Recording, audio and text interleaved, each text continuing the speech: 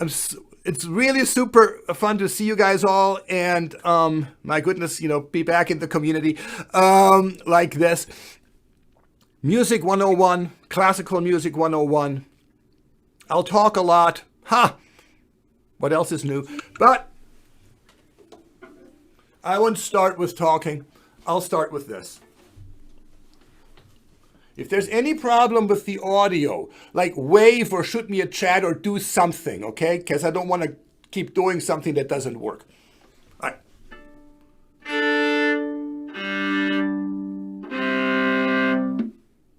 Oh, I should say something about this. You'll see every string player, before they play, they go like this. It's called tuning the instrument. I can as well tell you what it is. I'm putting the vibrations of the strings into a mathematically simple relationship to each other. That's what tuning is. A violin is tuned in what we in music call fifths.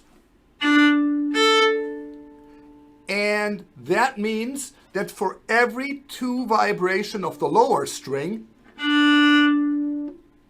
the upper string does 3. So it's a 2 to 3 mathematical relationship. That's what it is. Sounds like this when you play them together. Kind of nice. Now, let me make it not quite 2 to 3, so you know what I'm talking about. Watch. Now I'm going to make it 2 to, instead of 2 to 3, rather 2 to like 2.999998. Just a little off. Sounds like this. You hear that?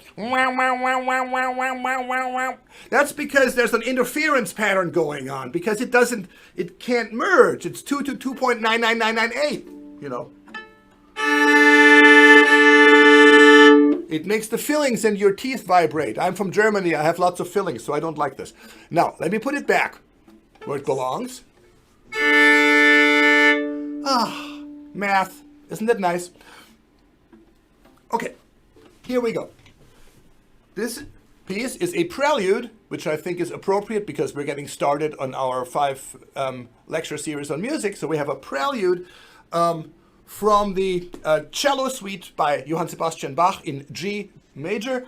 It's very often played on the viola. So here we go.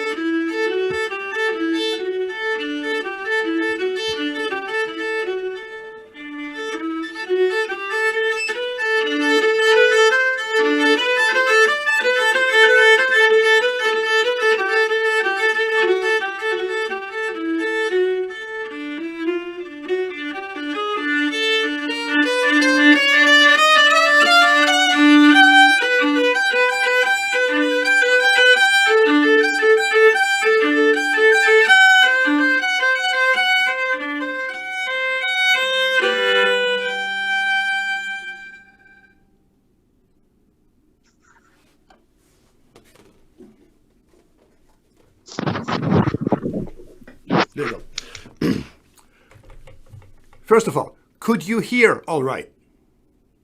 Everybody is nodding. Nobody is shaking their head in protest. Good. Thank you. Wonderful. All right.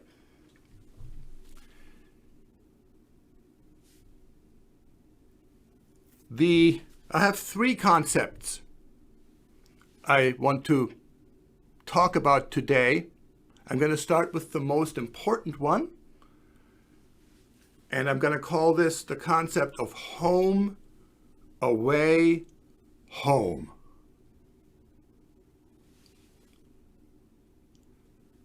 Most of what we call classical music operates on the idea of home, away, home. The journey from home to and away, and then the often very meandering journey back home. In the piece that I just played, that took 3 minutes. In a symphony by Gustav Mahler, it can take 40. But that's what it is. The most extreme example, and I'll talk about that when we get to it, is an opera by Richard Wagner called Tristan und Isolde. There, the journey from away to home takes 4.5 hours.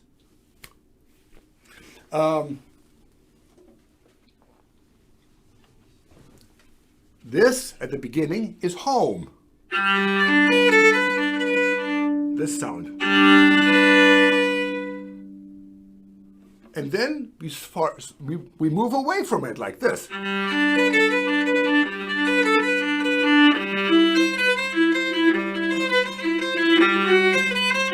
And so on. We get away, we get away, we get away. And then the furthest away we are is pretty much in the middle of the piece. So a lot of times these pieces are constructed that way. It's this sound. One more time. And then from there, Bach takes us on a journey back home. And he makes the journey deliberately meandering, a little slow, smelling the roses on the way. And then in the end, he sees home and he runs toward it. So you get this.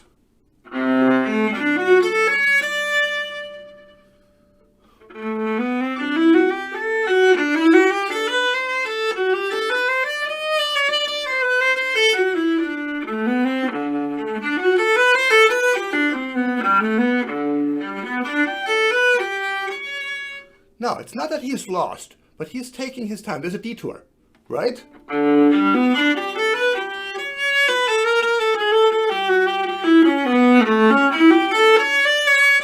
Ah, now we're getting somewhere. Now watch.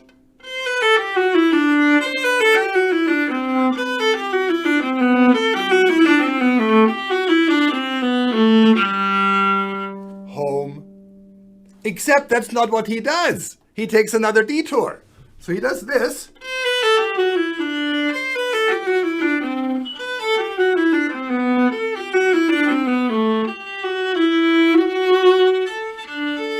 Now where are we going? It's almost like the music itself is wondering, where am I going? Let's try again. Let's try again.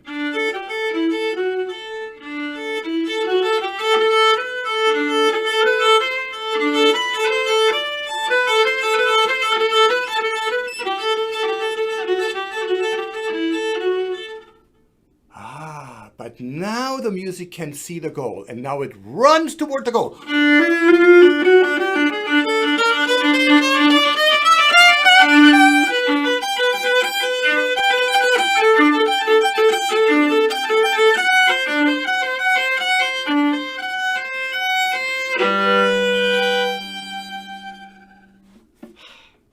Home.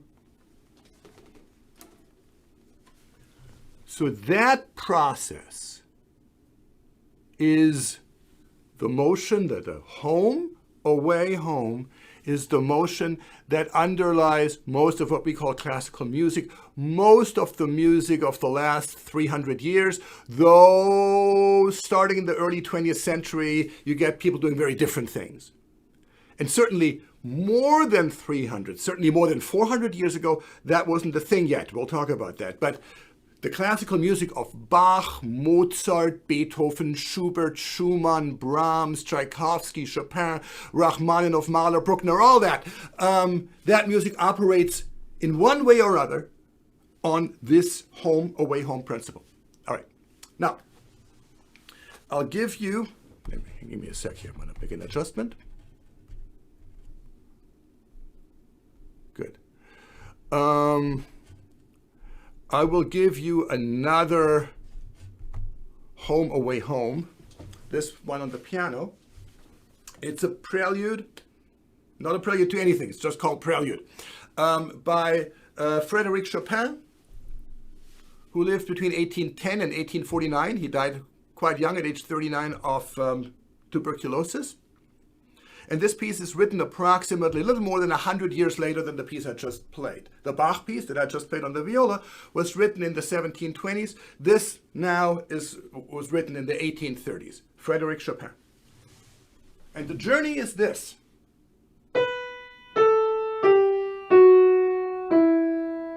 This is home. This is away. This is home. You'll see. I'll just play it through. I'll make a few comments as I go along.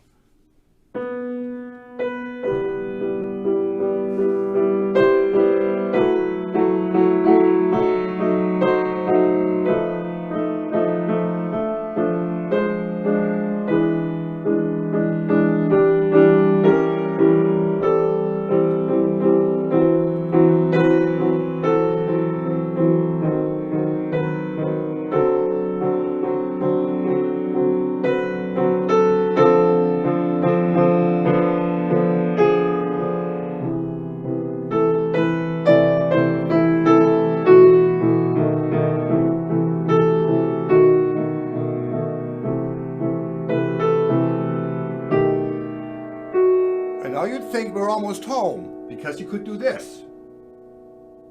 And that would be home. But that's not what Chopin does. He goes back, just like Bach didn't go straight home. They take detours. So,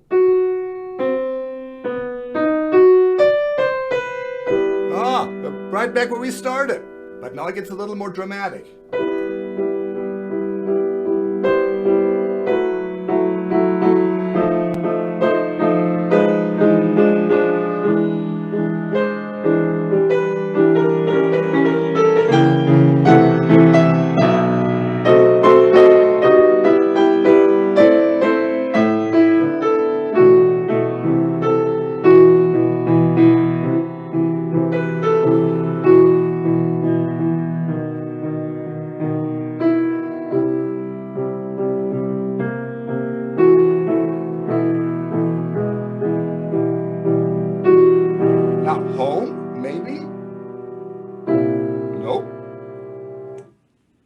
Now we're done.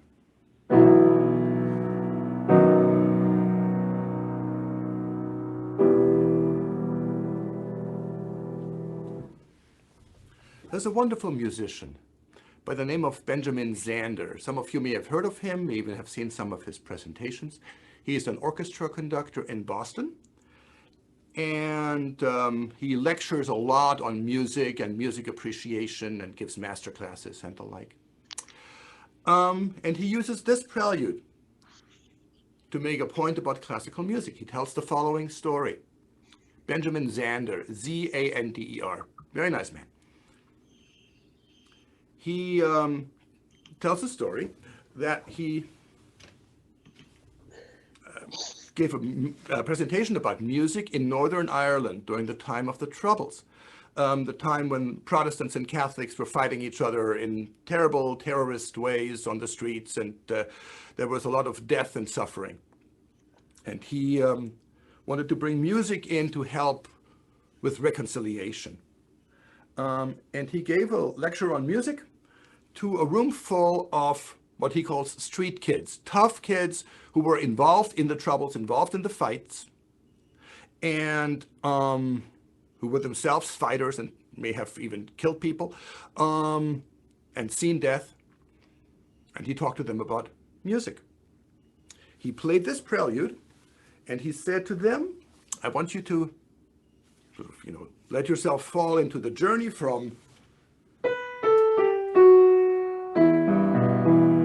that little meandering journey. And while you do that, I want you to think of somebody who you love very much, who is no longer there. Somebody you love who has died and who you miss very much.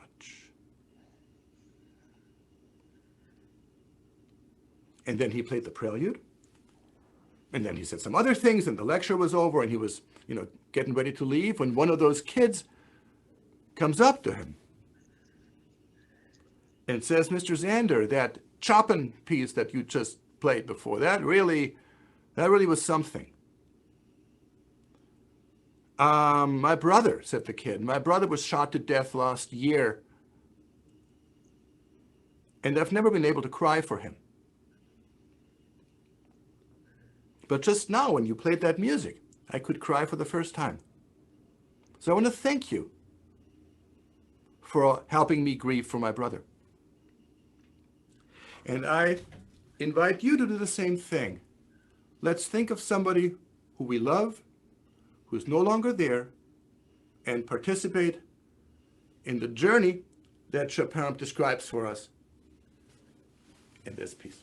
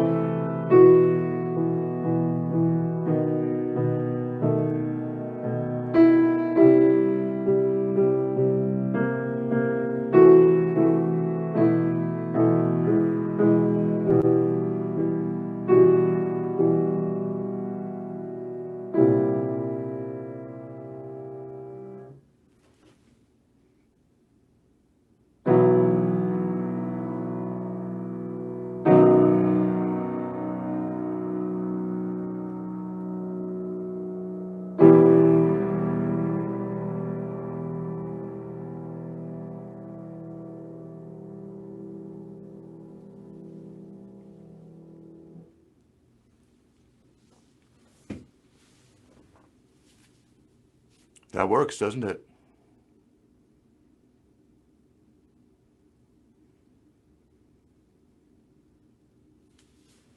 Sorry.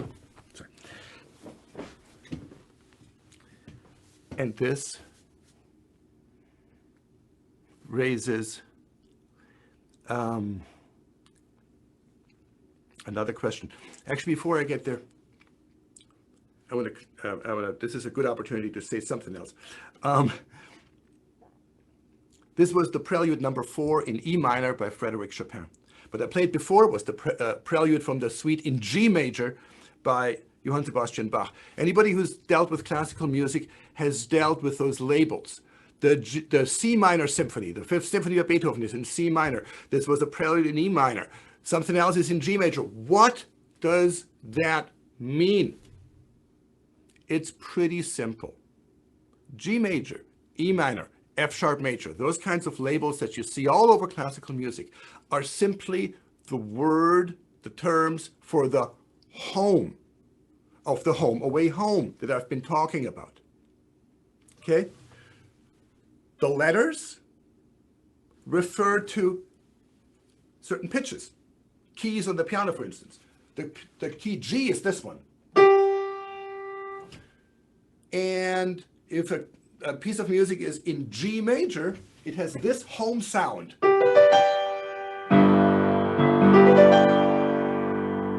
That is the sound of G major. And the sound of E minor, which is the prelude I just played by Chopin, is that sound.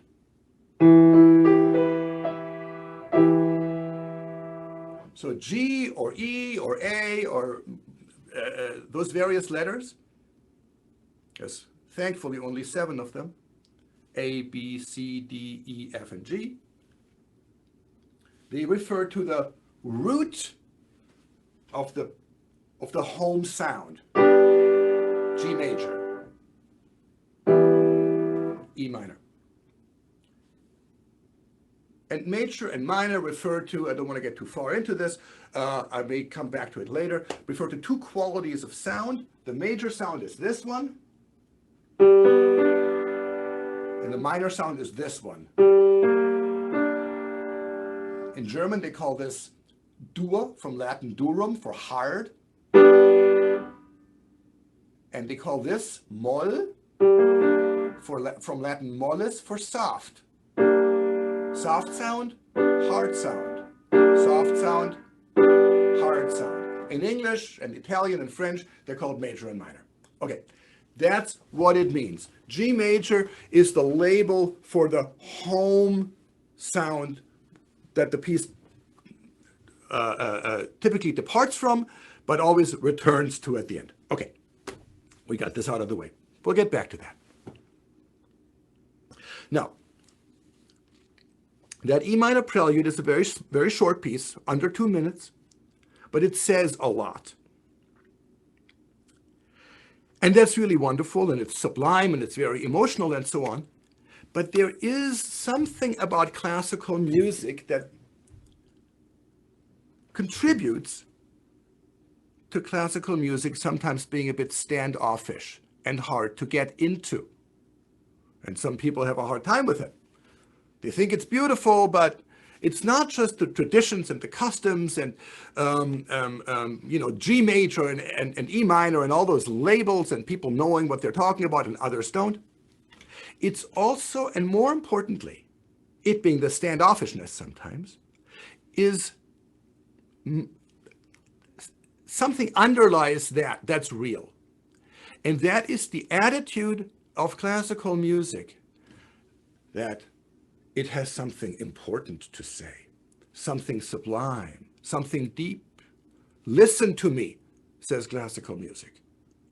Don't do anything else. Don't be on your cell phone. Don't clean the kitchen. Listen to me. Now, I like to clean the kitchen while listening to classical music. I don't mean that. But there is often that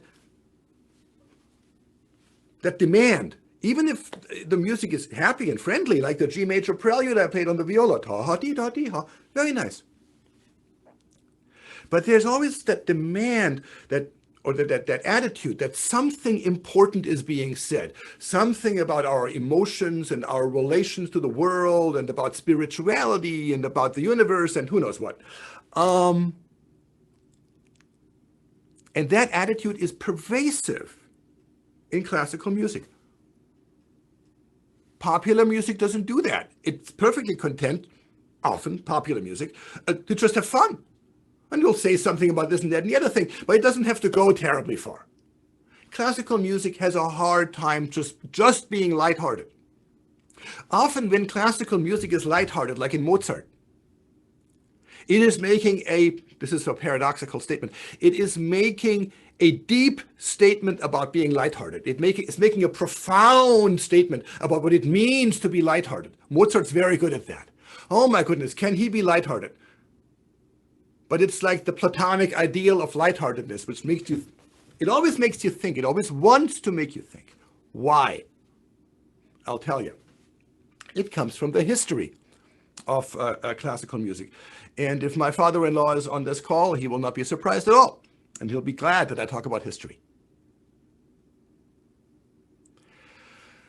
What we call classical music, the music starting around the year 1700, Bach and what comes after him, really. This music had an almost 1,000-year history when it really took off with Bach. By the year 1700, when our classical music more or less starts, there are almost 1,000 years of very sophisticated music history, very deep and important music history that almost nobody knows anything about, that underlies that music. And it is that history that explains the attitudes of classical music. And that history is totally intertwined with the church. Classical music emancipates itself from the church in the 1700s and becomes secular. And composers are no longer employed by the church, mostly. But the attitudes that were forged in the previous 1,000 years remain there alive and well. And I'll tell you what happened. After the fall of Rome and the breakdown of Roman government in Europe, Europe fell into the Middle Ages, into the Dark Ages, actually. The Dark Ages. And for a couple hundred years, not much was happening in Europe. And then, around the year 800, when Christianity really spread into all the parts of Europe, and when the Christian service had really crystallized into the then prevalent form of the Mass, a practice arose, a musical practice, to make the words of the service more spiritual and more different from ordinary speech by chanting them. It's just like when in a Jewish service somebody chants the Torah. It's a mnemonic device, of course, but it's also a way to make the words of the Torah more spiritual and more meaningful, to distinguish them from ordinary speech. And that's exactly what happened here. And a tradition of chant arose, the most popular of which we know today by the label of Gregorian chant. You may have heard that label. So that's what that is.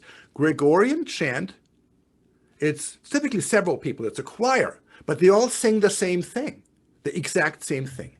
And let me share my screen, because I will play you just a minute of Gregorian chant. It is a very old chant, recorded, obviously, recently, in the 1990s, I believe, by Benedictine monks in a monastery in northern Spain. And those monks cultivate the singing of chant to this day, and they're very, very good at it. So let me share my screen. Hopefully this will work. This is, I want to show you this. Can you all see the chant cover of that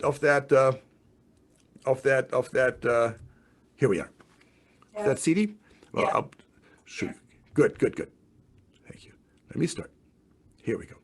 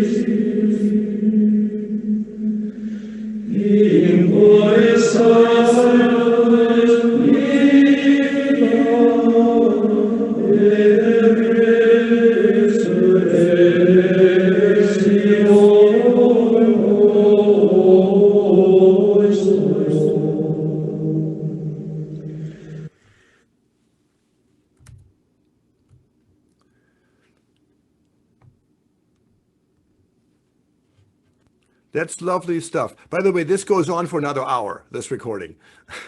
So a lot of people feel that this is just marvelous music to have playing, and it calms you down. It's very soothing, and it is. Now, so the first step toward music in Europe, in Western Europe, which is what we're talking about here, classical music really is the music of Europe that then spread around the world. The first step is the sanctification of the text of the Christian liturgy. That's what Gregorian chant is. So we start out with the notion of the sacred. Music in Europe starts out with the notion of the sacred. Then there are various developments, but then in Europe something important happens, starting in Florence, and that, of course, is the Renaissance. By that, when the Renaissance comes around 1300, give or take, music had progressed, but not decisively. It's still quite similar in 1200 what it was in 800.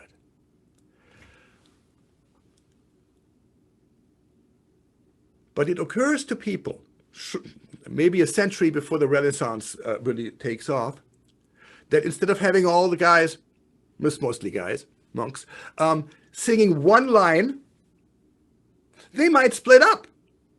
And one group of guys might sing the line here, and the other guys might imitate.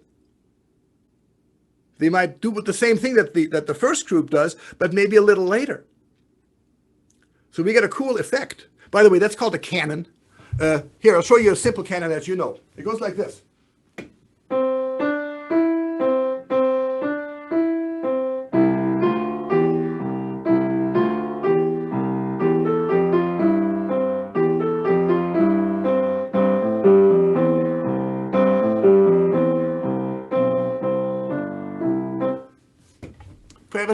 That's a canon. It's the same melody, but it's time shifted.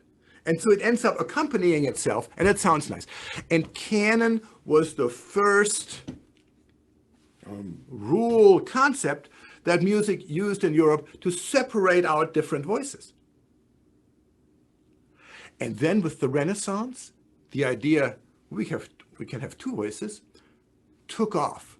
And with the opening of intellectual curiosity and creativity and so on that the Renaissance brought with it, composers were inspired to search for new ways to make music equally interesting. So music gets very intellectualized, and composers invent a gazillion ways to make music more complex. The canon is one way, but then they have ways where they have the same line, but one group of singers sings the line forward and the next group of singers sings the line backward, and it still sounds good. Or they have the mirror principle, where one group of people sings the line going up and down, and the second group of people sings the same line, but everything that goes up goes down. So it's the opposite. It's called a mirror. Because when you take the score and you put it on a mirror and you look in the mirror, everything that goes up on the score in the mirror score goes down. So you have this counter motion. That's another nifty way of complexifying music. And music gets more and more and more and more complex. Many of the complexities that the composers introduce in the next several hundred years are so sophisticated that you cannot actually hear them. I mean, you hear something and it sounds nice, but to really appreciate what that composer achieved, how complicated this is, you have to look at the score. You have to see like how that there's a reversal going on in the mirror and the slowdown and the speeding up and all these incredibly nifty devices that composers invented. They were extremely inventive to really appreciate what's going on. And what, by the way, one side effect of this marvelous, incredible complication that music experiences in the Renaissance, starting right before, but then really exploding in the Renaissance, is that the words that are being spoken. These are still the words of the Christian liturgy, the words of the Mass. Those words become less and less intelligible. It's very hard to understand what 60 people singing 60 different voices are saying at the same time. It's just, it's very, the acoustics of it is quite difficult. I think the most complicated piece written is in the 1500s by an English composer named Thomas Tallis, which is for 60 voices, not a choir just of 60 people. That's not a big deal. No, 60 people, each one singing a slightly different part from the other. They're not all singing the same thing, and they're not all grouped in 4 different groups or something. No, there's 60 separate voices going on. It's quite crazy. It's called, here I'll send you it's too long to play here, but it's called this, Spem in Alium by Thomas Tallis. I need to, hang on, I'm just trying to do everyone. Here we go. I just chatted you the title of this thing. It's called Spem in Alium by a composer named Thomas Tallis. But if you have a spare 5 or 10 minutes, go on YouTube and look it up. It's quite stunning. It's quite stunning. What I would like to play for you is a section of the Mass, the last part of a Mass written by a person generally regarded as the greatest composer of the Renaissance, Josquin des Près, French, sort of practicing on the French, Belgian, Netherlands, on the western edge of Europe. Josquin lived between 1450 around and 1521. So he is pre-Reformation, high Renaissance. And Josquin is a marvelous composer. I love what he did. The problem is that almost everything that he did is masses. So he didn't write symphonies or music that directly, sort of is meant to arouse your emotions or be more broadly accessible. It's very high church, to use an English phrase, high church music. But it is marvelous. I'll show you.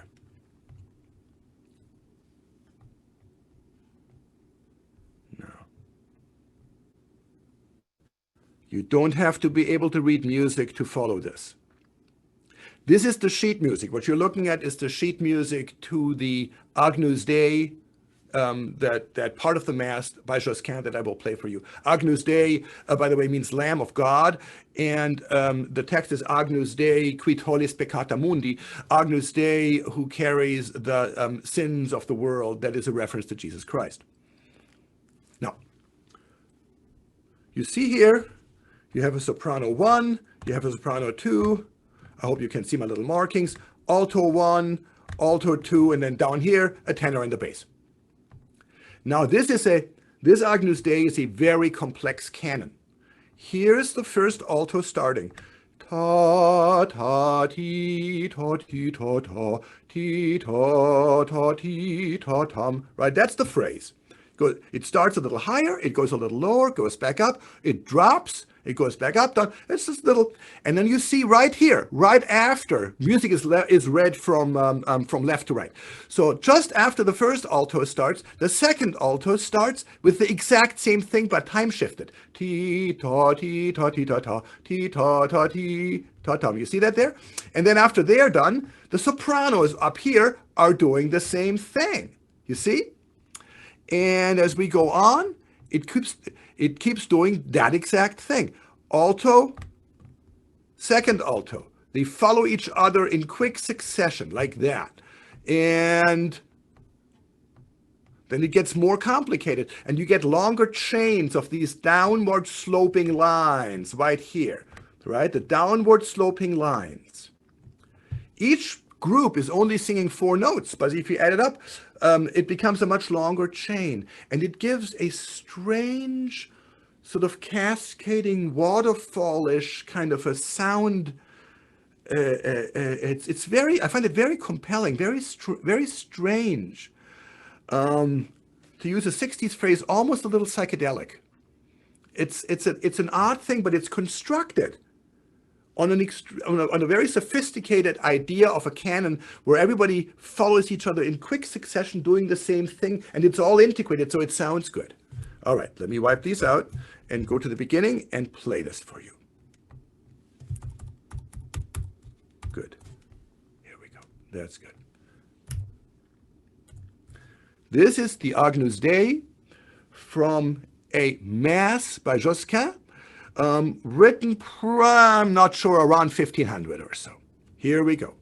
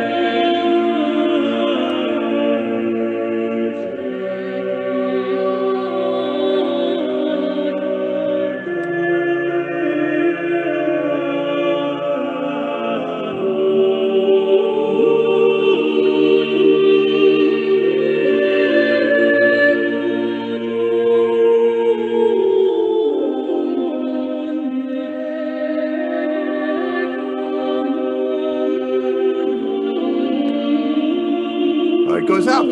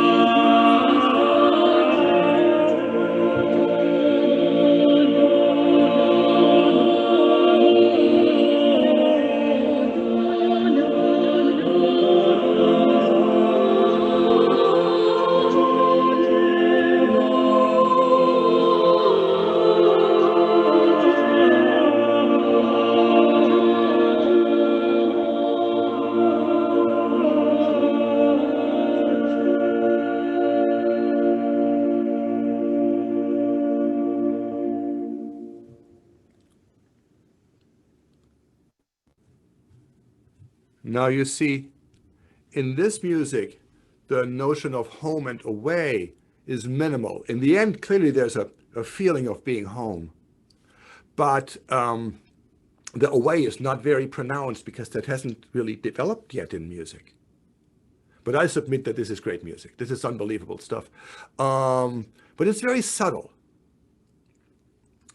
It's very subtle. You have to learn to listen to it. Well, and then something very interesting happens, and that is the Lutheran Reformation. Music started as a sacred enterprise, and it remains that, and it becomes very intellectualized, imbued with intellectual concepts and complications and beauty, and leading to something like this Josquin piece we just listened to, where the intellectual and the emotional and the atmospheric are beautifully integrated. But as you know, Luther objected to much of what the church was doing, the complications, the various practices. And one of the things that Luther and the Lutherans objected to was what they felt hyper complex music that was being played and sung of course in the churches. You have to be able to understand the sacred text, not just be distracted by all that music with all that beauty and nobody can understand what people are saying. That was the objection. And so all of a sudden, music, which has been charged with sacred meaning and has been intellectualized through hundreds of years of practice, now becomes politicized.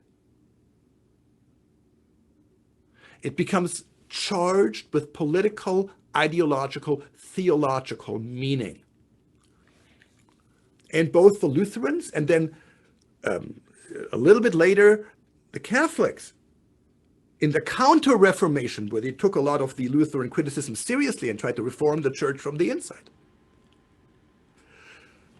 thought about the role of music and the appropriate type of music to convey the sacred texts of the Christian Mass. And what you get is a simplified music that more directly communicates the text and more directly communicates the meaning.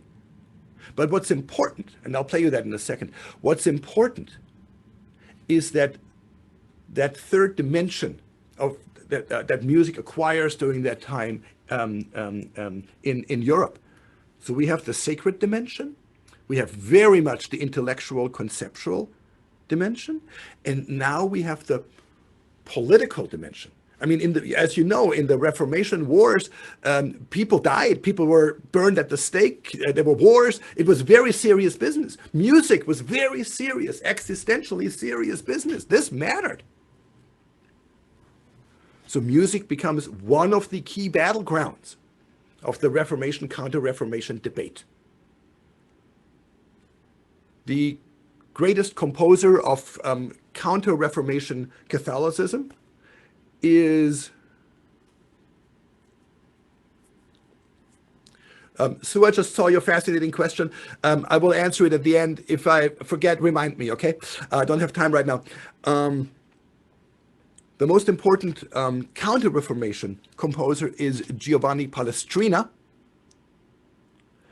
And Palestrina lived from 1525 to 1594. So just about a century later than Josquin. Now, this is still church music. It's still all voice, and it's still the Mass. But you will hear an appreciable, it's subtle, all of this is subtle, an appreciable difference between Palestrina's straightforwardness and the previous century's complexity of the Josquin piece. Let me play that for you. This is from a piece called Missa Brevis, by Palestrina, written probably in the 1580s or so. Let me go there. So here it is. Hang on, we'll get there. Here we go. Palestrina, Missa Brevis. Just a few minutes.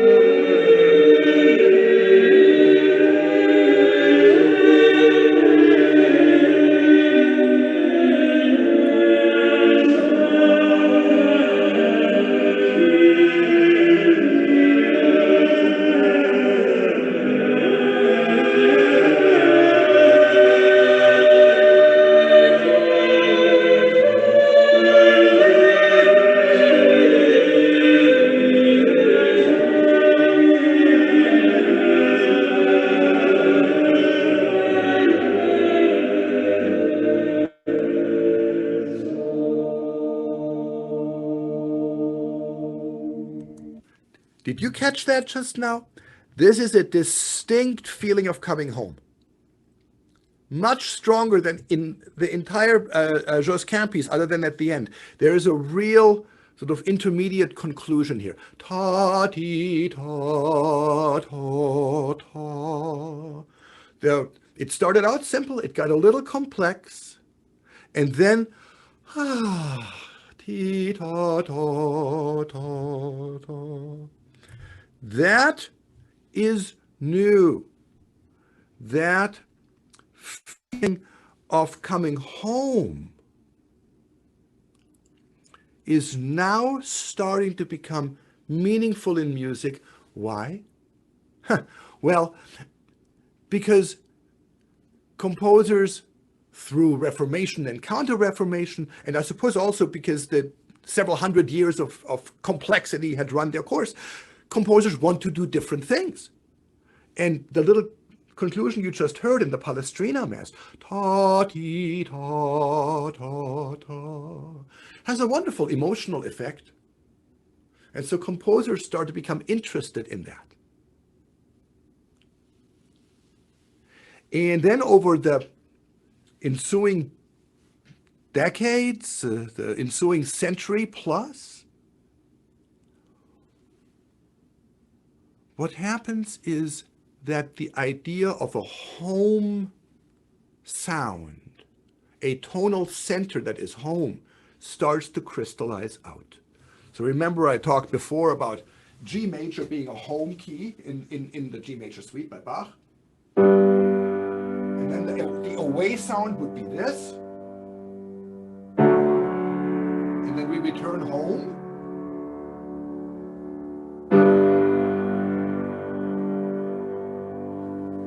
And we just heard the basics of that in the Palestrina Mass that I just played for you. That ti ta ta ta ta.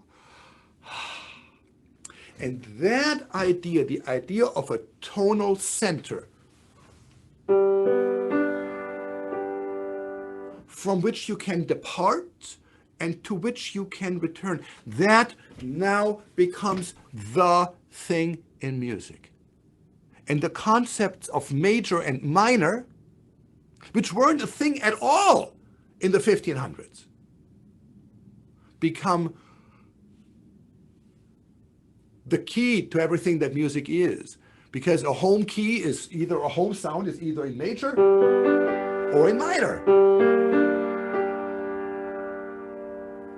But the notion of major and minor was so new, that the importance of major and minor, it becoming decisive. That idea was so new even in Bach's time, 300 years ago in the 1720s, that Bach didn't have words for it. Bach didn't have a word for major. Bach didn't have a word for minor. He called major, I kid you not, do, re, mi.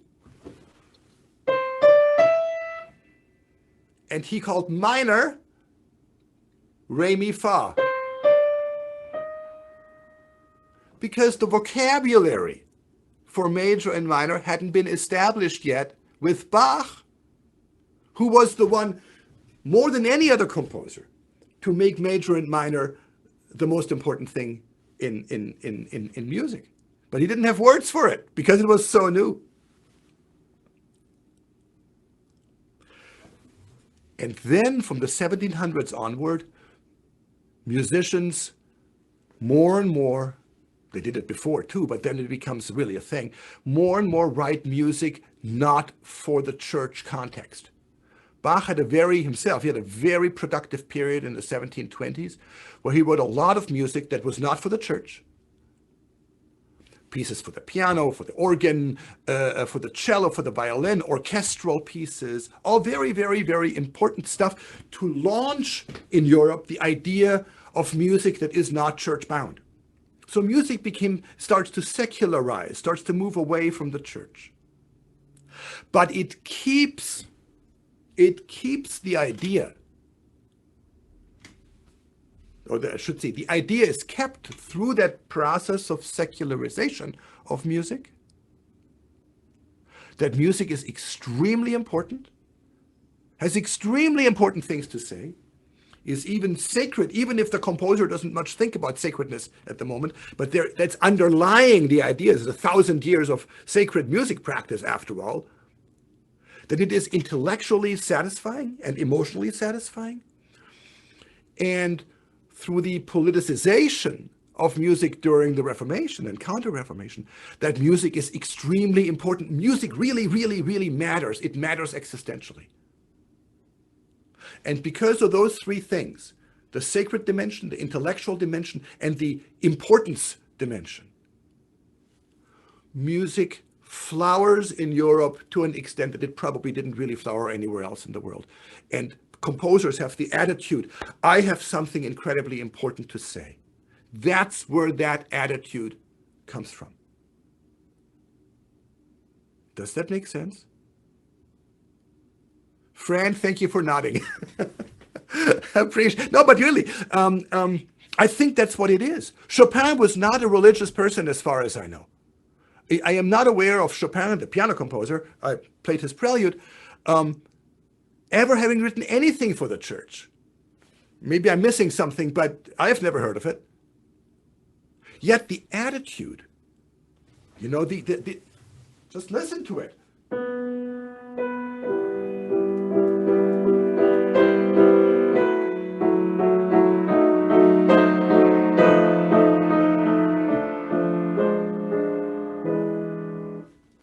Whatever that is, this is music that takes itself seriously.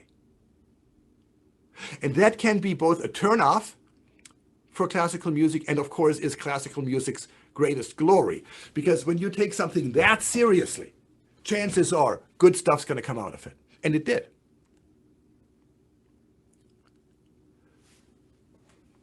Good God, I'm already at 1:30. Do I have to stop? Can I keep going for a little while? Keep going? Okay, I'm getting positive feedback here. That's very good. I'm going to keep going for a little while.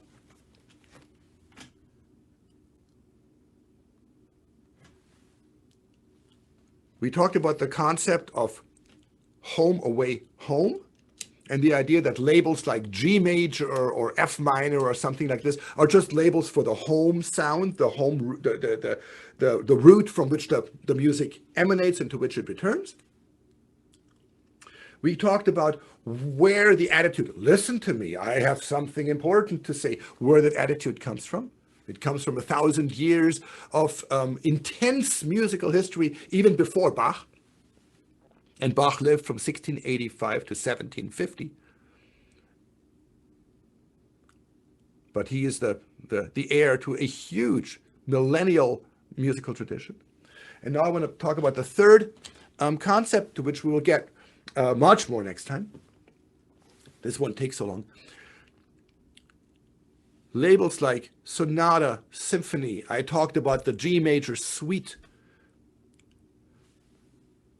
What are those things? Those are collections of separate pieces of music. A symphony, a Beethoven symphony, has at a minimum 3 what we call movements. Something fast, something slower, and something fast. Typically something fast, something slower, a little interlude, and then something fast at the end. So a lot of classical music is written in that way. That you have a label, something called a suite by Bach, or a partita by Bach, or a sonata by Mozart, or a symphony by Mahler, that is a collective of separate pieces of music. Where does that come from? I think this idea to have an extended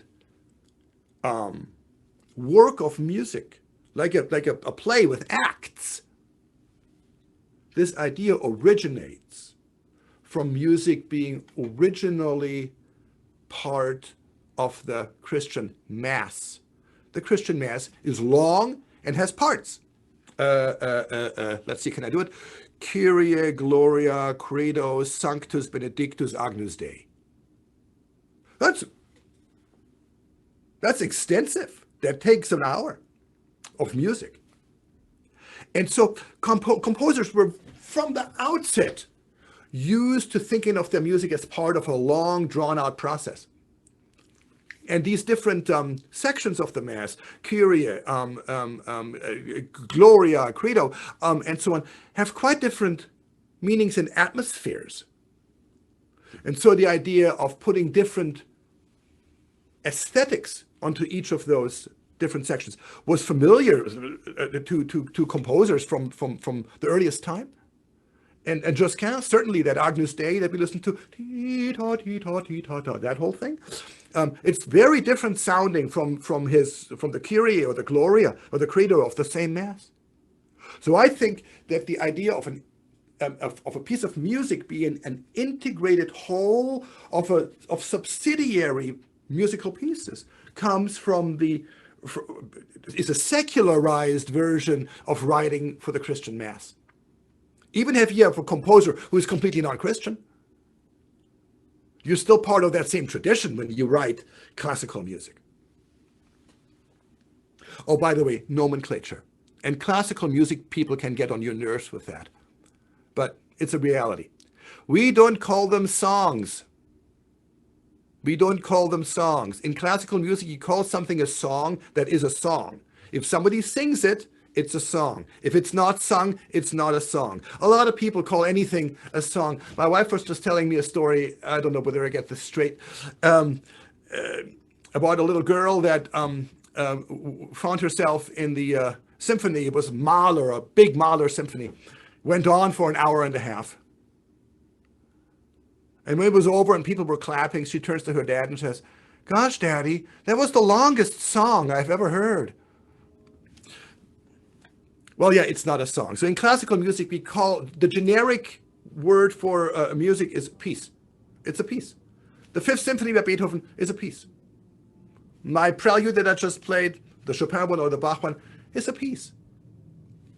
And a song, is a song. Like if Mozart writes a song or Schumann writes a beautiful song, it's called a song. But if it's not a song, it's not a song. The G major prelude, maybe you can sing it if you're Ella Fitzgerald or Bobby McFerrin.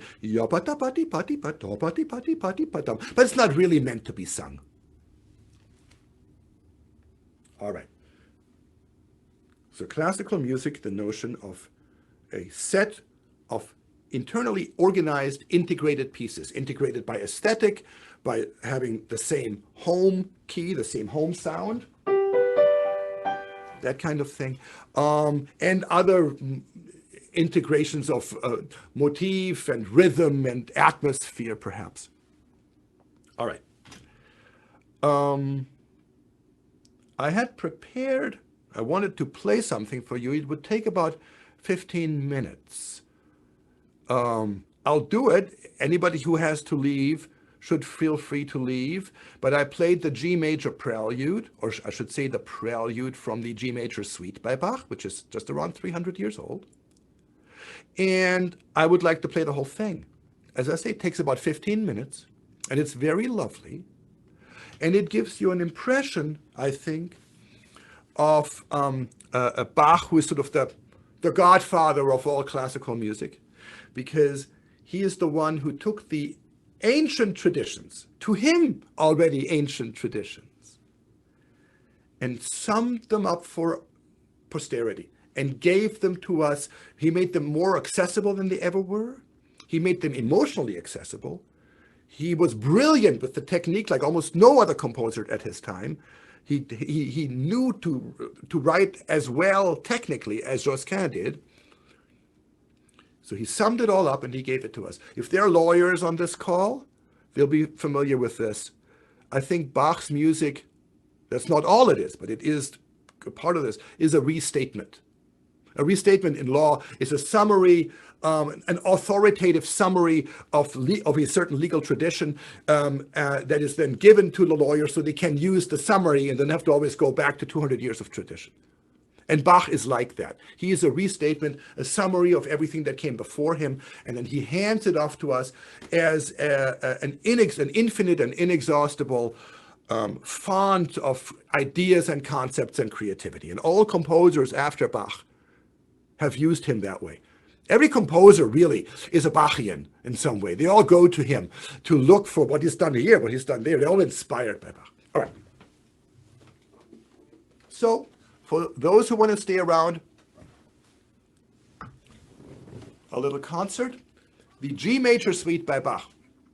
It's made up of a prelude and a bunch of movements that are styled after dances that were old-fashioned already when Bach wrote this music. So they're not meant to be danced. They're just, for him, inspirations to give him a sort of rhythmic idea.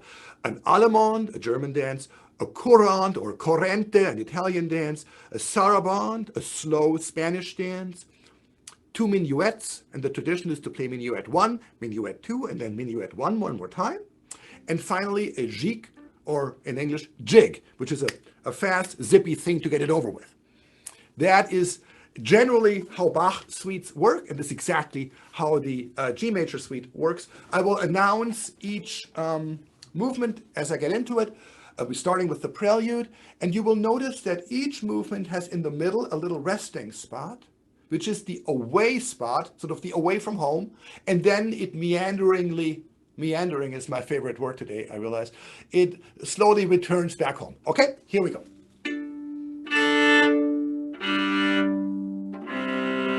Good, the 2-to-3 relationship among my strings has been preserved. Okay, G major suite, prelude.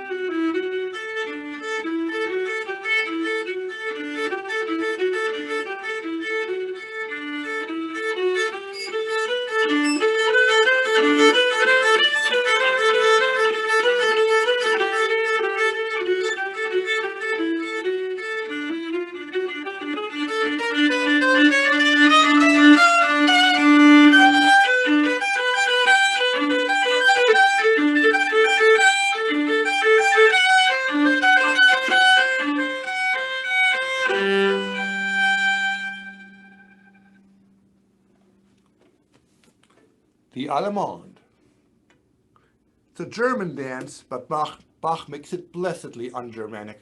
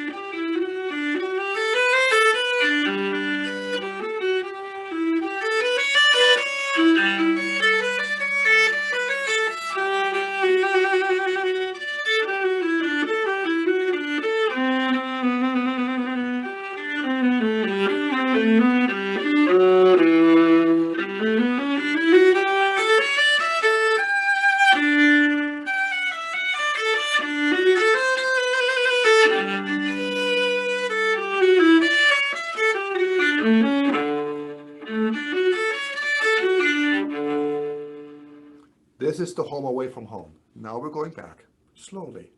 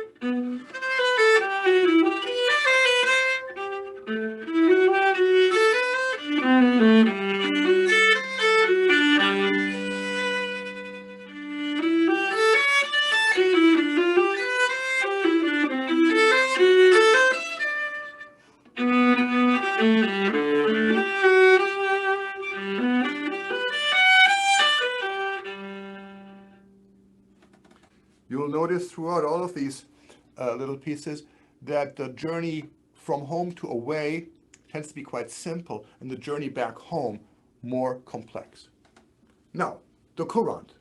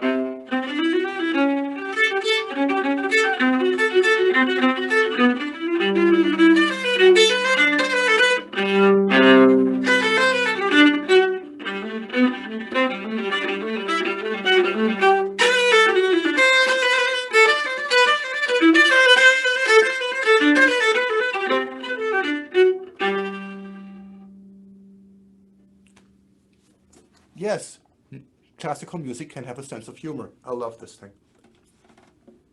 Saraband.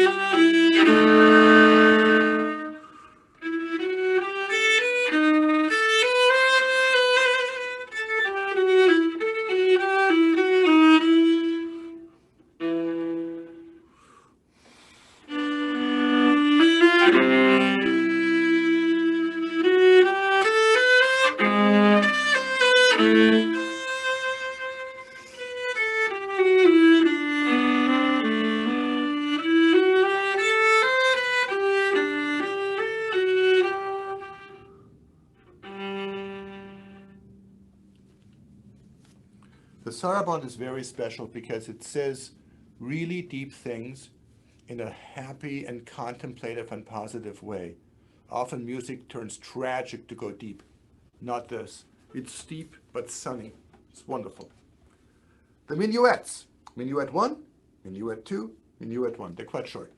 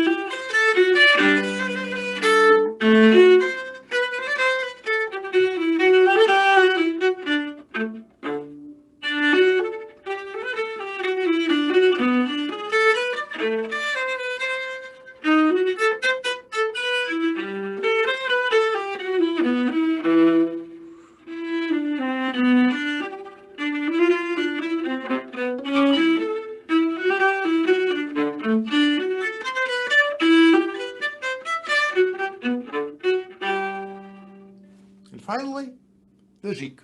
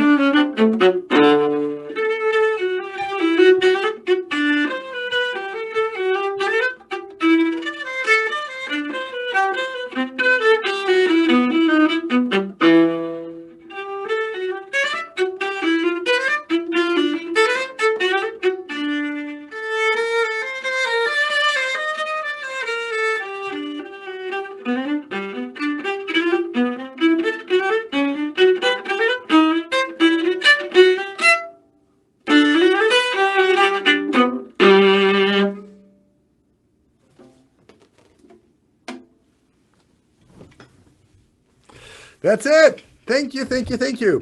All right.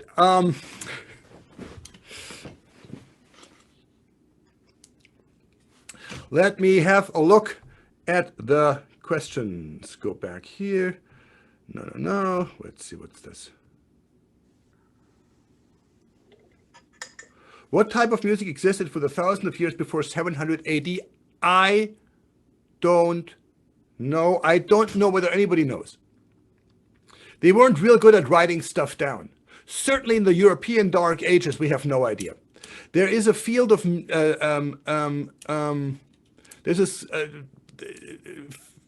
of musical research having to do with ancient music, but I know literally nothing about it.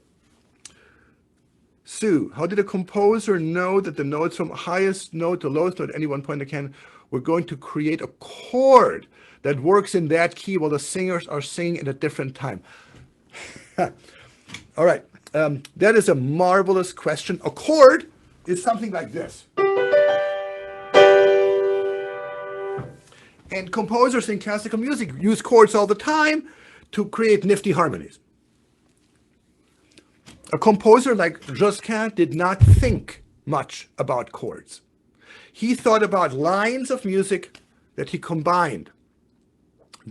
And there were lots and lots and lots of rules, very complicated rules, how to combine lines so it doesn't sound bad.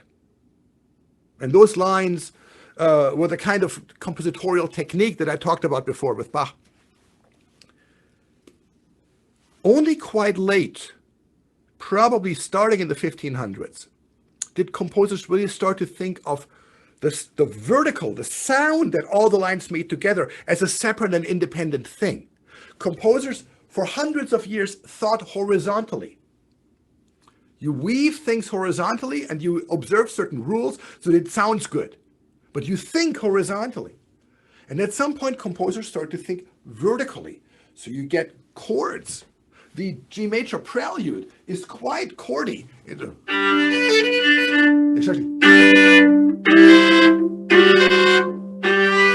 Those are all just chords broken up into their constitutive notes. The notion of chords comes much later in music and is part of what makes music accessible to us in an emotional sense, and is part of the classical music paradigm. But it is not a notion before 1500. They had rules to weave lines to make them sound good together, but they didn't think vertically in terms of chords. When did the performance component of music enter the society? Beethoven performed, Mozart performed, of course, for small gatherings. Everybody should watch the movie Amadeus. Everybody, if you haven't yet, you should watch the movie Amadeus in preparation for the next lecture in January. Amadeus is a marvelous movie about Mozart. I don't know whether it's historically accurate, but I believe it is entirely accurate in capturing the guy's essence.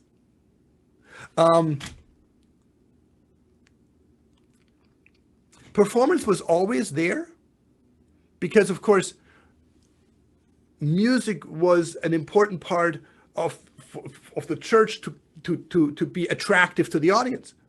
people were all illiterate and they had to come to services and they needed to have some, of course, spiritual, but also some spectacle. It had to be beautiful. So you come.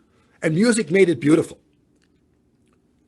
I will talk as we go on about how musical performance evolved into a thing. It has a lot to do with the secularization of music, the music moving out of the church.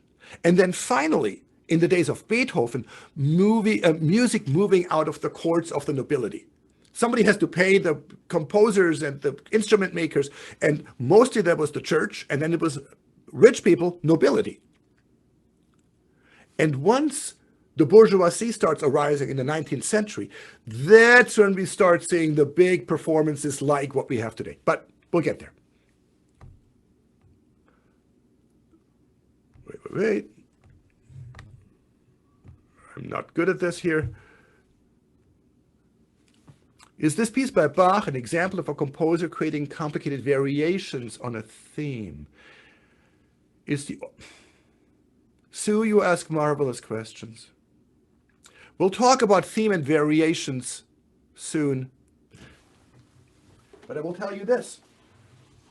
The gesture, the opening gesture is this. The Allemande opens like this. It's just the same gesture. And the Courant has this gesture, which is a reversal of. Absolutely. Composers do that all the time. They take, a gesture and play around with it. The G major suite is not formally theme and variations, but it's in there. We'll get to that. But yes, it's absolutely there.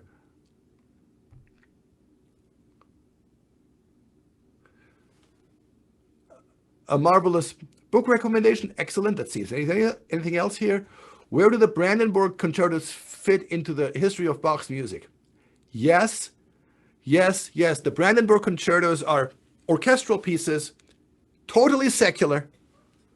And they are, as a matter of fact, Bach single-handedly creating the idea very early, rudimentary, creating the idea of a symphony orchestra performing for people listening to it. That's a big part of the evolution of musical performance that makes classical music what it is. 9 new messages. Good God. Thank you.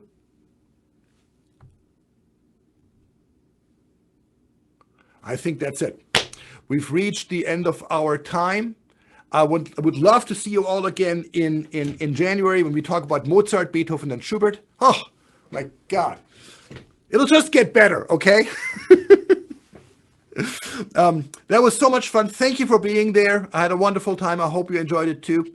And I will see you all next year. Stay safe, stay healthy, stay happy. Happy Hanukkah.